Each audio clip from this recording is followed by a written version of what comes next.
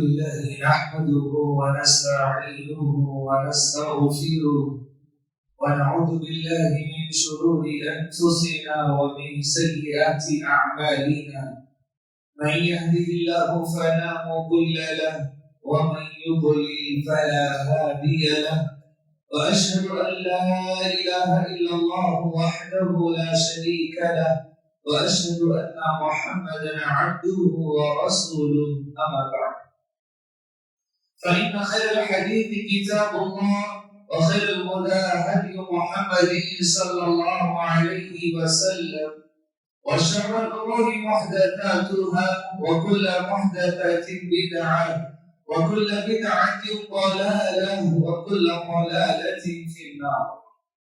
أعوذ بالله من الشيطان الرجيم. بسم الله الرحمن الرحيم. يا أيها الذين آمنوا اتقوا الله حق تقاته ولا تموتن إلا وأنتم مسلمون. يا أيها الناس اتقوا ربكم الذي خلقكم من نفس واحدة وخلق منها زوجها وبث منهما رجالا كثيرا ونساء واتقوا الله الذي تساءلون به والأرحام إن الله كان عليكم رقيبا. يا أيها الذين آمنوا اتقوا الله وقولوا قولا سديدا يصلح لكم أعمالكم ويغفر لكم ذنوبكم ومن يطع الله ورسوله فقد فاز فوزا عظيما. ہر قسم کی تعریف اللہ رب العالمین کے لیے ہے. درود و سلام نبی علیہ السلام پر جن کی کوششوں و کاوشوں سے یہ دین اسلام اب تک پہنچا. عزیز بھائیوں، ماہ مقدس کو گزرے ابھی ایک ہی ہفتہ ہوا ہے اور یہ پہلا جمعہ ہے. اسی مناسبت سے ماہ مقدس کے جو فوائد ہمیں حاصل ہونی تھی اور فوائد میں ایک اہم فائدہ یہ تھا کہ ہم اللہ رب العالمین کے متقی اور پرہیزگار بندے بن جاتے. اور اگر ہم اللہ کے متقی بندے بن چکے ہیں، پرہیزگار بندے بن گئے ہیں، اللہ کا ڈر اگر ہماری زندگیوں میں ویسے آ چکا ہے جیسے ماہ مقدس میں ہماری زندگیوں میں تھا، تو یقین جانے ماہ مقدس کے آنے کے فائدے ہمیں حاصل ہو چکے ہیں. اگر ماہ مقدس کا وہ فائدہ ہمیں حاصل نہیں ہوا، اللہ کا ڈر نہیں، اللہ کا خوف نہیں، زندگی وہی رفتار بے ڈنگی جو پہلے تھی وہ اب بھی ہے، تو مان لے کہ اللہ رب العالمین ماہ مقدس سے جو سبق ہمیں دینا چاہتا تھا، جو پیغام ہمیں دینا چاہتا تھا، جو تعلیم ہمیں پڑھانا چاہتا تھا، ہم نے اسے صحیح طور پر حاصل نہیں کیا. بھائیو، تقویٰ اور پرہیزگاری یہ اہل ایمان کی بڑی صفات میں سے ایک صفت ہے. کیا ہے یہ تقویٰ اور پرہیزگاری؟ اس سے پہلے والے رمضان کے دروس میں میں نے بتایا تھا کہ مان لو ایک ایسا راستہ ہے جس کے دونوں طرف کانٹے دار درخت ہیں، وہاں سے کیسے گزرو گے؟ بچ بچا کے اپنے آپ کو گزرو گے، سنبھل کے قدم رکھو گے. بس یہی تقویٰ ہے، یہ زندگی ہے، یہ دنیا ہے، یہاں پر آخرت کی تیاری کرنی ہے. ہر لمحے، ہر قدم یہ دنیا ہمیں اپنی طرف بلاتی ہے، ہر قدم یہ دنیا ہمیں گناہوں کی طرف بلاتی ہے، ہر قدم یہ دنیا اپنی رنگینیوں کی ہمیں دعوت دیتی ہے. ہم بچ بچا کر سنبھل کر گزر جائیں، یہی تقویٰ ہے. عبداللہ بن مسعود رضی اللہ تعالی عنہ سے سوال کیا گیا کہ بتائیں تقویٰ کیا ہے؟ آپ نے کہا ان یطاع فلا یعصى، کہ اللہ رب العالمین کی ایسے اطاعت کرو کہ کبھی اس کی نافرمانی نہ کرو. وَأَن يُذْكَرَ فَلَا يُنْسَى، اللہ کے ذکر سے اپنی زبانوں کو، اپنی زندگیوں کو، اپنی صبح و شام کو ایسے کر رکھو کہ کبھی رب کو بھول نہ پاؤ. اور کہا وَيُشْكَرَ فَلَا يُكْفَرَ، اور ہر مسئلے میں، ہر لمحے میں اللہ کی شکر گزاری کرتے رہو اور کبھی رب کی ناشکری نہیں کرنا. یہی تقویٰ ہے. بھائیو، 250 سے زائد مرتبہ اللہ رب العالمین نے قرآن مجید میں اس تقویٰ کا ذکر کیا کیا ہے، اس تقویٰ کی وصیت اور نصیحت کی ہے، اور انہی 250 یعنی 250 سے زائد مقامات میں سے ایک مقام پر اللہ نے بتلایا کہ ہمیں یہ تقویٰ رمضان سے جو فائدہ حاصل ہونے والا ہے ان فوائد میں ہم نے تقویٰ کو رکھا ہوا ہے۔ اگر یہ فائدہ حاصل ہو جاتا ہے، ہماری زندگیوں میں تقویٰ آ جاتا ہے، تو رمضان مقدس کا فائدہ ہمیں حاصل ہوا۔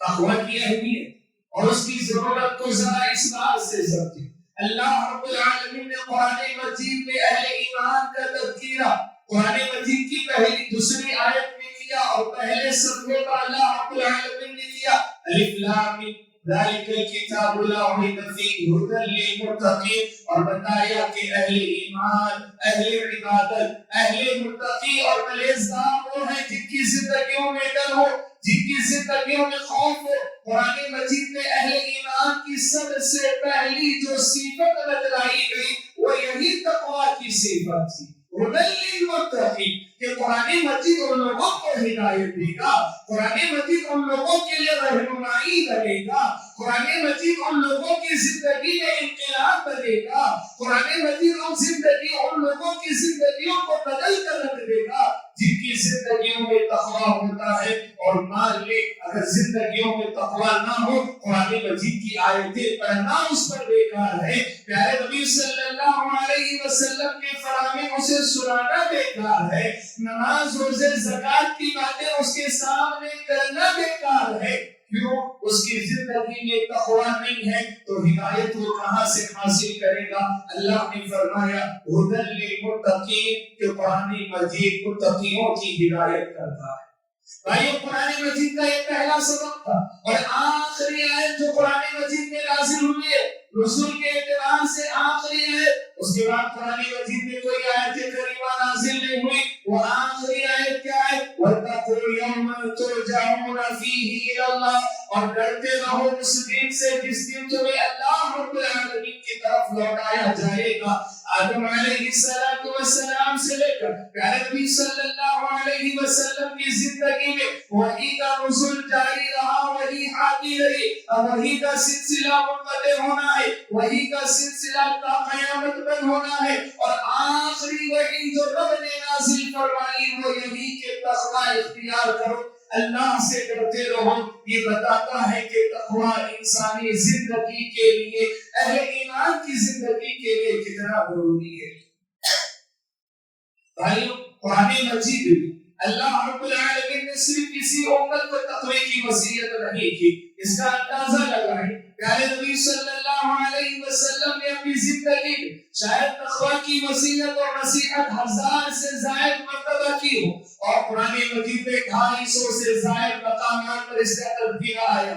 اتنا ہی نہیں بلکہ اللہ رب العالمین کہتا ہے ہم نے ہر امت میں ہر نبی کو اسی بات کا سبق دیا کہ وہ اپنی امت کو تقوی اختیار کرنے کا حکم دی، اپنی امت سے پہلے اللہ سے ڈرنے والے بن جائیں۔ چنانچہ رب نے فرمایا وَلَقَدْ وَصَّيْنَا الَّذِينَ أُوتُوا الْكِتَابَ مِن قَبْلِكُمْ وَإِيَّاكُمْ أَنِ اتَّقُوا اللَّهَ، ہم نے اس سے پہلے جو کتابیں نازل فرمائی، جو امتیں نازل فرمائی، جن امتوں پر وحی نازل فرمائی، ہم انہیں بھی یہی کہتے تھے اللہ سے ڈرنے والے بن جاؤ، اور ہم تمہیں بھی یہی کہتے ہیں کہ اللہ رب العالمین سے ڈرنے والے بن جاؤ۔ اللہ رب العالمین کی وصیت ہے وَلَقَدْ وَصَّيْنَا الَّذِينَ، اللہ نے وصیت کی ہے، اور وصیت کا درجہ نصیحت سے بڑا ہوتا ہے، وصیت میں معنی زیادہ ہوتا ہے۔ اتنا ہی نہیں، پیارے نبی صلی اللہ علیہ وسلم کی وصیت بھی یہی ہے کہ ہم اللہ رب العالمین سے ڈرنے والے بن جائیں۔ ارباز بن ساریہ کہتے ہیں وَوَعَدْنَا مَوْعِدَةً بَلِيغَةً ذَرَفَتْ مِنْهَا الْعُيُونُ وَوَجِلَتْ مِنْهَا الْقُلُوبُ، پیارے نبی صلی اللہ علیہ وسلم نے ایسا خطبہ ارشاد فرمایا ہماری آنکھوں سے آنسو جاری ہو گئے، ہمارے دل تھر تھرانے لگے، کانپنے لگے، اور یوں محسوس ہوتا تھا جیسے آپ اپنی زندگی کا آخری خطبہ ارشاد فرما رہے ہو۔ آپ نے کہا اے پیارے نبی صلی اللہ علیہ وسلم کچھ اور نصیحت کرے، آپ نے نصیحت سے بڑھ کر وصیت کی اور کہا اوصیکم بتقوی اللہ، میں تمہیں اللہ رب العالمین سے ڈرنے کی وصیت اور نصیحت کرتا ہوں۔ اللہ رب العالمین کا ڈر اور خوف کیا ہے؟ اللہ رب العالمین کا ڈر، اس کا فائدہ کیا ہے؟ پیارے نبی صلی اللہ علیہ وسلم سے سوال ہوا کہ کون سا عمل ہے جو ہمیں جنت میں داخل کرنے کا سبب بنے گا؟ پیارے نبی صلی اللہ علیہ وسلم نے دو اعمال بتلائے، کہا تقوی اللہ و حسن الخلق، کہ اللہ رب العالمین سے ڈرنا اور اچھے اخلاق کو اختیار کرنا، یہ دو اعمال ایسے ہیں انسان کو جنت میں داخل کرنے والے ہیں۔ تقوی کا فائدہ یہ ہے، پیارے نبی صلی اللہ علیہ وسلم نے بڑی بڑی بات کہی ہے، کہا ان اول الناس بی یوم القیامہ، کہ قیامت کے دن میرے قریب زیادہ وہ لوگ ہوں گے جو اللہ رب العالمین سے ڈرنے والے ہیں، وہ چاہے جو بھی ہو، جس خاندان کے ہو، جس قبیلے کے ہو، وہ چاہے گورے ہو، وہ چاہے کالے ہو، وہ چاہے سید خاندان کے ہو یا کسی اور چھوٹے خاندان کے کیوں نہ ہو، وہ جہاں کہیں رہنے والے ہو، مکہ میں رہنے والے ہوں یا اس زمین کا سب سے نچلا حصہ جسے گرا ہوا سمجھا جاتا ہے وہاں کیوں نہ رہنے والے ہوں، پیارے نبی صلی اللہ علیہ وسلم نے فرمایا وہ جہاں ہوں گے، جیسے ہوں گے، اگر وہ تقوی والے ہوں گے، قیامت کے دن وہ میرے سے سب سے زیادہ قریب ہونے والے۔ تقوی پیارے نبی صلی اللہ علیہ وسلم کے ہمیں قریب کرتا ہے۔ بھائیوں، یہ تقوی کیا ہے؟ اللہ رب العالمین نے قرآن مجید میں کہا اگر تم تقوی اختیار کرو گے، تمہاری زندگیوں کو سدھارنا، تمہاری بیڑی کو بنانا، تمہاری ہر مصیبت کو نعمت میں تبدیل کرنا، تمہیں علم سے آراستہ اور پیراستہ کرنا، تمہیں دینی فہم دینا، یہ اللہ رب العالمین کی ذمہ داری بن جائے گی۔ کہا واتقوا اللہ ویعلمکم اللہ، اللہ سے ڈرتے رہو، اللہ تعالی دینی فراست تمہیں عطا فرمائے گا۔ محض دینی فراست نہیں، یہ تقوی ہے، یہ تقوی ہے۔ اگر انسان اس کو اختیار کر لے حق اور باطل کی تمیز وہ سیکھ جائے گا۔ اگر انسان اس تقوی کو اختیار کر لے اچھے اور برے کی تمیز وہ سمجھ جائے گا، کون دوست ہے کون دشمن ہے اس کی فراست اللہ تعالیٰ اسے عطا فرمائے گا۔ کس کاروبار میں اس کا فائدہ ہے، کس کاروبار میں اس کا نقصان ہے، اللہ تعالیٰ یہ بھی اسے بتلائے گا، ایسی فراست عطا فرمائے گا، وہ ہر چیز میں فرق کرنے والا بن جائے گا کہ کون سا میرے لیے خیر ہے اور کون سی چیز میرے لیے شر ہے۔ اللہ نے فرمایا یا ایھا الذین آمنوا ان تتقوا اللہ یجعل لکم فرقانا، اے اہل ایمان اللہ سے ڈرنے والے بن جاؤ، اللہ تعالیٰ تمہیں فرقان عطا فرمائے گا، تمیز عطا فرمائے گا، کیا صحیح ہے تمہارے لیے، کیا غلط ہے تمہارے لیے، کون سا کاروبار صحیح ہے تمہارے لیے، کون سا کاروبار غلط ہے تمہارے لیے، کیا سنت ہے کیا بدعت ہے، کیا گناہ ہے کیا نیکی ہے، ان تمام چیزوں کی فراست اللہ تعالیٰ تمہیں عطا فرمائے گا۔ اسی لیے سلف کہا کرتے تھے اتقوا فراست المؤمن فإنه ينظر بنور اللہ، کہ اہل ایمان کی دور اندیشی سے ڈرا کرو، اہل ایمان کی دور اندیشی سے بچا کرو، کیونکہ انہوں نے تقوی جو اختیار کیا، اللہ کا ڈر جو انہوں نے اپنی زندگی میں بسا لیا، اللہ کے نبی صلی اللہ علیہ وسلم کہتے ہیں وہ تقوی، وہ اللہ کا ڈر، اللہ ایسی فراست اور دور اندیشی عطا فرمائے گا کہ وہ اللہ رب العالمین کے نور سے معاملات کو پرکھنے لگ جائے۔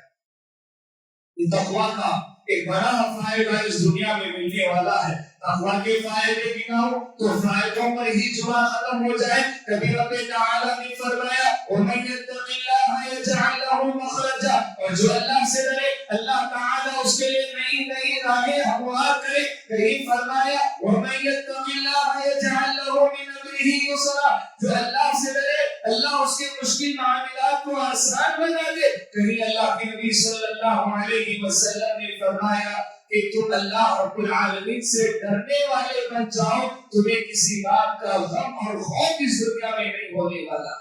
کون ہے اللہ کا ولی؟ پیارے نبی صلی اللہ علیہ وسلم نے اور اللہ تعالیٰ نے اپنی کتاب مقدس میں اللہ کے ولی کا ذکر فرمایا۔ اللہ کا ولی ہے وہ نوجوان جو اللہ سے ڈرنے والا ہے، اللہ کا ولی ہے وہ انسان جو اللہ تعالیٰ کا خوف اپنی زندگی میں بساتا ہے، اللہ کا ولی ہے وہ انسان جو معاملات میں سے ڈرنے والا ہے۔ اللہ کا ولی ہے وہ انسان جو اپنی بیوی کے معاملے میں، اپنی تجارت کے معاملے میں، اپنے دنیاوی معاملات میں، اپنے اخروی معاملات میں اللہ سے ڈرنے والا ہے، وہ اللہ کا ولی ہے۔ اللہ نے فرمایا الا ان اولیاء اللہ لا خوف علیہم ولا هم يحزنون، اور جو اللہ کے ولی ہے نہ اسے کسی بات کا ڈر ہے نہ غم ہے، دنیاوی پریشانیاں مصیبتیں اسے پریشان نہ کر پائے گی۔ الذین آمنوا وکانوا یتقون، اور کون ہے اللہ کا ولی؟ وہ ہے جو ایمان والا ہو اور جو تقوی والا ہو۔ اللہ کا ولی ہے وہ نوجوان بھائیوں۔ اللہ رب العالمین نے قرآن مجید میں تقوی کی وصیت اور نصیحت کی ہے۔ ہم اگر اٹھا کر دیکھیں گے ہر معاملے میں اللہ نے تقوی اختیار کرنے کا حکم دیا۔ شادی کر رہے ہو، شادی میں خطبے نکاح میں جو آیتیں پڑھی جاتی ہے اللہ نے اس میں تقوی کی وصیت اور نصیحت کی ہے، بلکہ ہر معاملے میں اللہ نے فرمایا، کبھی فرمایا جھگڑا ہو، اختلاف ہو، فاتقوا اللہ واصلحوا ذات بینکم، اپنے جھگڑوں کو اللہ کے ڈر سے ختم کرو اور اصلاح کرو آپس میں۔ یہاں پر بھی تقوی کی وصیت۔ کہیں پر فرمایا کوئی دشمن تمہارے سامنے آ جائے اور تم چاہتے ہو اپنی دشمنی نکالو، اللہ نے فرمایا اعدلوا هو اقرب للتقوى، اپنے دشمن کے معاملات کو عدل و انصاف کے ساتھ پورا کرو، یہ تقوی کے زیادہ قریب ہے، بلکہ یہی تقوی ہے۔ کہیں رب تعالیٰ نے فرمایا اتقوا اللہ فی النساء، عورتوں کے معاملے میں اللہ رب العالمین سے ڈرتے رہنا، عورتوں کے معاملے میں اللہ تعالیٰ کا خوف کرنا، ہر معاملے میں اللہ تعالیٰ نے تقوی کی وصیت اور نصیحت کی ہے۔ یہاں تک کہ بے زبان جانوروں کے معاملے میں بھی اللہ نے فرمایا اتقوا اللہ فی ہذہ البہائم، کہ جانوروں کے معاملے میں اللہ رب العالمین سے ڈرتے رہنا۔ ہر مسئلے میں اللہ تعالیٰ نے اپنے سے ڈرنے کی وصیت اور نصیحت۔ آج ہمارے پاس ایک بڑا مسئلہ ہے، مسئلہ یہ ہے کہ ہمیں پتہ ہی نہیں تقوی والا بندہ کون ہے۔ تقوی والے بندے کی کئی پہچان ہو سکتی ہے، وہ ٹوپی والا ہو سکتا ہے، وہ داڑھی والا ہو سکتا ہے، وہ نمازی بھی ہو سکتا ہے، وہ روزے دار بھی ہو سکتا ہے، لیکن یاد رکھیں قرآن مجید کی آیتوں کو پڑھنے کے بعد، قرآن مجید کا بہترین مطالعہ کرنے کے بعد ایک بات معلوم ہوتی ہے کہ ہاں وہ انسان تقوی والا ہے جو نمازی ہے، روزے دار ہے، لیکن یہ تقوی کی حقیقی علامتوں میں سے نہیں ہے۔ تقوی کی حقیقی علامت یہ ہے کہ ایک انسان لوگوں کے معاملے میں اللہ سے ڈرنے والا بن جائے، جو انسان معاملات میں صاف ہو، معاملات میں صحیح ہو، وہ لوگوں کا مال نہ کھاتا ہو، وہ لوگوں کے حق مار کر نہ کھاتا ہو، وہ لوگوں پر ظلم و زیادتی نہ کرتا ہو، وہ لوگوں کا مال ہڑپ کرنا بیٹا ہو، ایسے انسان کو آپ متقی کہہ سکتے ہیں، ایسے انسان کو آپ تقوی والا کہہ سکتے ہیں۔ ورنہ بعض چور، بعض ڈاکو، بعض لوگوں کا مال ہڑپنے والے، اپنی بہنوں کی میراث کھانے والے، لوگوں کی جائیداد پر قبضہ کرنے والے، وہ ہمارے صف اول میں موجود ہوتے ہیں۔ وہ متقی نہیں ہے، وہ پرہیزگار نہیں ہے، لیکن ہاں جو معاملات میں صحیح ہو، جو لوگوں کے ساتھ اپنے معاملات کو صاف ستھرا رکھتا ہو، قرآن مجید کی آیتوں سے معلوم ہوتا ہے کہ یہی متقی بندہ ہے، یہی پرہیزگار بندہ ہے۔ قرآن مجید میں ایک سورت نازل ہوئی، اس سورت کو نام دیا گیا سورۃ الطلاق۔ اللہ تعالیٰ نے یہ 2 صفحے کی سورت میں 5 مرتبہ تقوی کی وصیت اور نصیحت کی ہے۔ اور مسائل کیا ہے؟ عورتوں کے مسائل ہیں، میاں بیوی کے مسائل ہیں، طلاق کے مسائل کا اس میں ذکر ہے، دنیاوی معاملات ہے، انسان کا معاملہ ہے، ایک عورت کو اپنے شوہر کے حقوق کی ادائیگی کا معاملہ ہے، ایک شوہر کا اپنی عورت کے حقوق کی ادائیگی کا معاملہ ہے۔ اللہ نے محض اس مختصر سی صورت میں 5 مرتبہ تقوی کا ذکر فرمایا، جو یہ بتاتا ہے کہ جو معاملات میں صاف ستھرا ہو وہی تقوی والا۔ معاملات میں صاف ستھرا نہیں تو تقوی والا نہیں۔ معاملات میں کیسے صاف ہونا ہے کچھ واقعات سے میں بتاتا ہوں۔ امام بخاری کہتے ہیں کہ جب سے مجھے معلوم ہوا کہ غیبت کرنا ایک جرم ہے، کبیرہ گناہ ہے، یہ اللہ رب العالمین کا ڈر میرے دل میں ایسے بیٹھ گیا۔ وہ کہتے ہیں کل قیامت کے دن اللہ تعالیٰ مجھ سے شاید ہر معاملے میں سوال کر لے، لیکن غیبت کے معاملے میں اللہ مجھ سے سوال کرنے والا نہیں ہے۔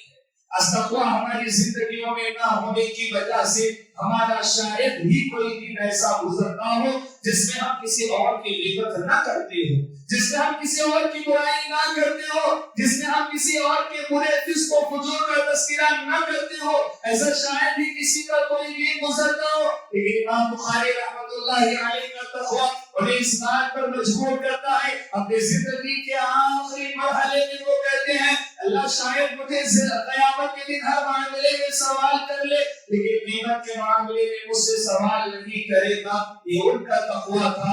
عبداللہ بن مبارک رحمہ اللہ کہتے ہیں یہاں لوگوں کا مال ہڑپ کر بیٹھ گئے ہیں، کچھ کمپنیاں کچھ بیواؤں کا مال، یتیموں کا مال، مظالم کا مال ہڑپ کر بیٹھ گئی ہے، کچھ لوگ کسی اور لوگوں کی جائیداد پر قبضہ کر کے بیٹھ گئے ہیں۔ ان کی زندگیوں میں تقویٰ نہیں، گرچہ یہ نماز پڑھے، یہ روزے رکھے، یہ نماز قرآن مجید کی تلاوت کرے، یہ صبح اور شام ذکر و اذکار کرے، لیکن اگر یہ لوگوں کے معاملات ہڑپ کر بیٹھ گئے ہیں، ان کی زندگیوں میں تقویٰ نہیں ہے۔ عبداللہ بن مبارک کا واقعہ سناتا ہوں، ان کے شام میں موجود تھے، اپنی احادیث کی تصانیف میں کتاب الفراست میں موجود تھے، ان کا قلم ختم ہو گیا، اپنے کسی دوست سے ایک قلم ادھار لیا تھا، ایک قلم انہوں نے ادھار لیا تھا، اور پھر وہ ملک شام سے سفر کر کے خراسان آ جاتے ہیں۔ اس زمانے میں سفر ایک عذاب ہوا کرتا تھا، اس زمانے میں سفر آج جتنا مشکل نہیں، کبھی پیدل نکلو،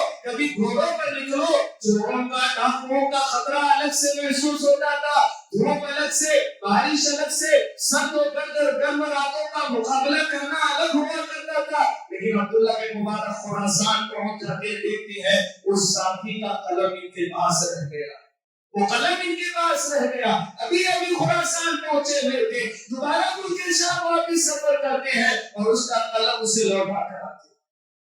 یہ تقویٰ، یہ پرہیزگاری ہے جو آج ہماری زندگیوں سے ختم ہو چکی ہے۔ بھائیوں بہت زیادہ ہو رہا ہے۔ ایک واقعہ بتاتا ہوں کہ ہمیں تقویٰ فتویٰ سے بڑھ کر تقویٰ اختیار کرنے کی ضرورت ہے۔ فتویٰ اس میں بڑی گنجائش ہوتی ہے کہ ٹھیک ہے تمہارے ساتھ وہ معاملہ جائز، ٹھیک ہے تم یہ کر سکتے ہو، یہ فتویٰ ہے۔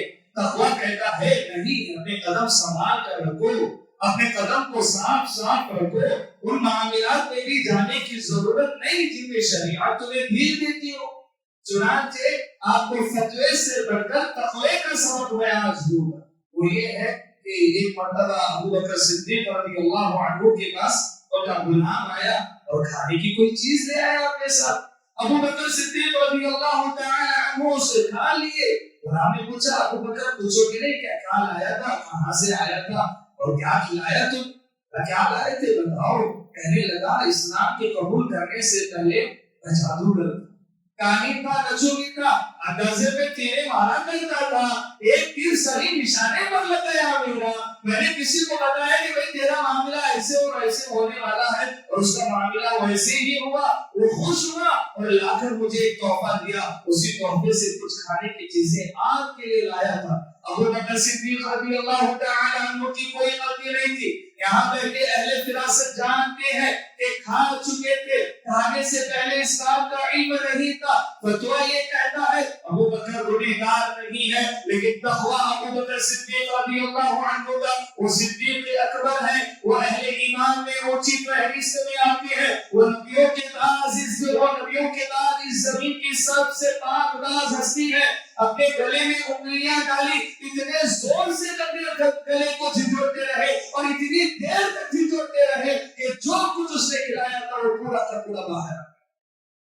یہ تقویٰ ہے، فتوے سے بڑھ کر یہ تقویٰ ہے۔ بس اسی تقوی کے اختیار کرنے کی ضرورت ہے۔ ابھی میں نے بتایا کہ تقوی کے لیے آپ زندگی میں کبھی بھی کسی انسان کے چہرے کو نہیں دیکھنا، وہ داڑھی والا ہے، وہ سفید کپڑے پہنا ہے، وہ ایمان بنا ہوا ہے، وہ ٹوپی پہنتا ہے، وہ نمازی مسجد میں نظر آتا ہے۔ تقوی اس چیز کا نام نہیں ہے، تقوی اس چیز کا نام ہے۔ پیارے نبی صلی اللہ علیہ وسلم نے فرمایا التقوی ہا ہونا، التقوی ہا ہونا، التقوی ہا ہونا۔ تقوی تمہارے دلوں میں پایا جاتا ہے، تقوی تمہارے دلوں میں پایا جاتا ہے، تقوی تمہارے دلوں میں پایا جاتا ہے۔ اور اور جس کے دل میں تقوی اتر جائے اس کے معاملات پاک اور صاف ہوتے ہیں، اس کے معاملات پاک اور صاف ہوتے ہیں۔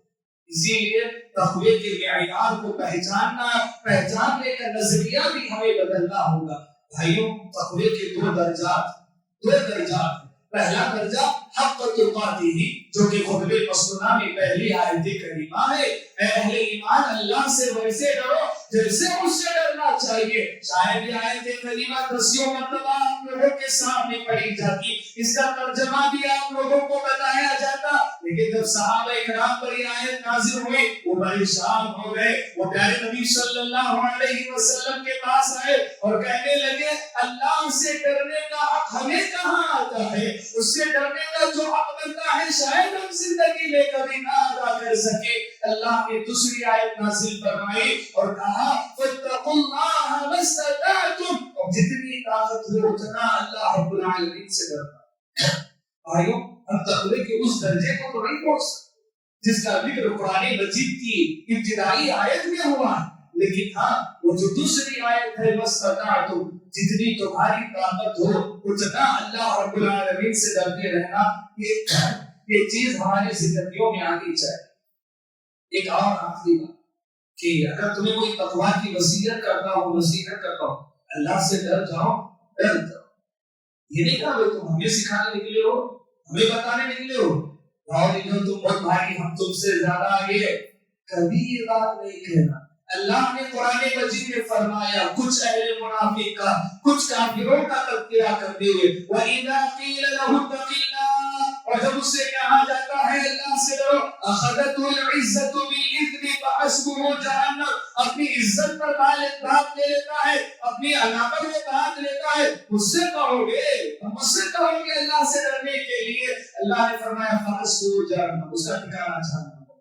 اب کوئی اللہ سے ڈرنے کی بات تمہیں کہے تو ڈر جاؤ، ویسے ڈر جاؤ جیسے بنی اسرائیل کا وہ آدمی جو قرض دینے کے بعد اپنی چچیری بہن کو زنا برآمد کرتا ہے، اس کے دونوں پیروں پر بیٹھ بھی جاتا ہے، وہ خاتون کہتی ہے اللہ سے ڈرنا، وہ وہاں سے اٹھ کر چلا جاتا ہے، زنا نہیں کرتا، ایسے ہی ڈرنا۔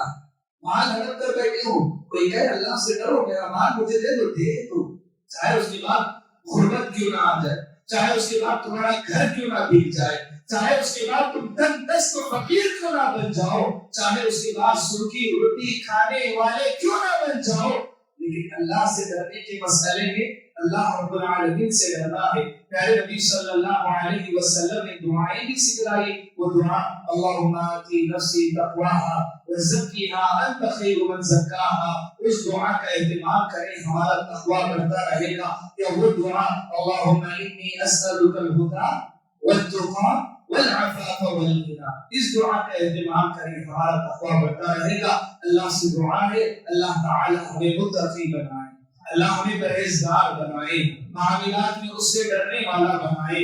رمضان کا جو فائدہ تقویٰ تھا، اس تقوی کو ہماری زندگی کا سب سے اونچا معیار بنائے۔ اللہ جب تک ہمیں دنیا میں زندہ رکھ، دین اسلام پر زندہ رکھ، جب خاتمہ ہو ایمان بالخیر پر ہو اور زبان پر کلمہ لا الہ الا اللہ جاری ہو، آمین۔ اس ویڈیو کو آپ اپنے رشتہ دار اور دوست احباب کے ساتھ ضرور شیئر کریں اور سبسکرائب کریں اور بیل آئیکن کو دبانا نہ بھولیں۔